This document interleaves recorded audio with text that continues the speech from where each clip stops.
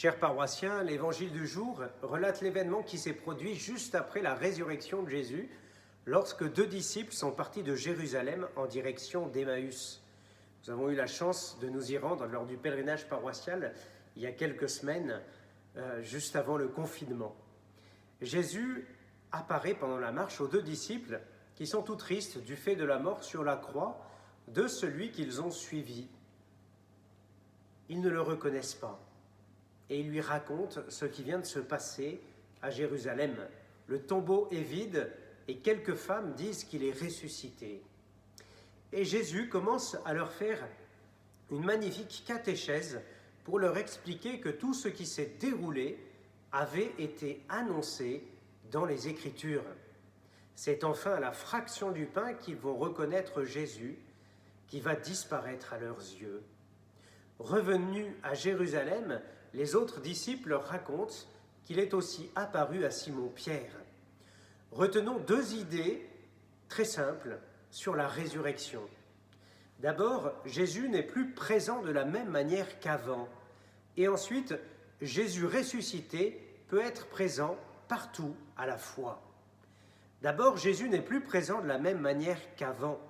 On ne le reconnaît pas à son apparence physique, comme on croiserait un voisin, un ami ou quelqu'un de sa famille en chair et en os.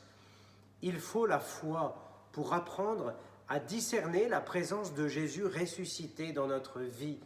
Il faut adopter le regard de la foi, un regard surnaturel qui s'acquiert par la prière. Ensuite, Jésus peut être présent partout à la fois. Le corps de Jésus ressuscité est un corps glorieux, spirituel. Il n'est plus soumis aux lois de la nature. Et pourtant, c'est bien lui. Il est bien ressuscité, nous dit l'Évangile.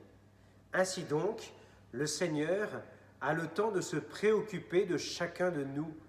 L'événement de la croix et de la résurrection fait qu'il dépasse désormais l'espace et le temps. Il est dans l'éternité, il peut tout, il est proche de nous, il vit en nous. Tout cela se manifeste dans l'Eucharistie, à la messe, chers amis. À la messe, Jésus est présent sacramentellement, pas physiquement comme je pourrais voir un ami, sacramentellement, c'est-à-dire caché sous les espèces du pain et du vin. Mais c'est bien lui, il est présent avec son corps, son âme, sa divinité, son corps, son sang, son âme et sa divinité. Et puis dans l'Eucharistie, Jésus est présent, quelle que soit l'heure de la messe, quel que soit le lieu où est célébrée la messe, Jésus est présent. Alors que le jeûne eucharistique est prolongé pour nous du fait du prolongement du confinement, demandons au Seigneur la grâce de vivre en sa présence, lui qui peut être présent partout, en chacune de nos maisons et en chacune de nos âmes. Bon courage, à bientôt.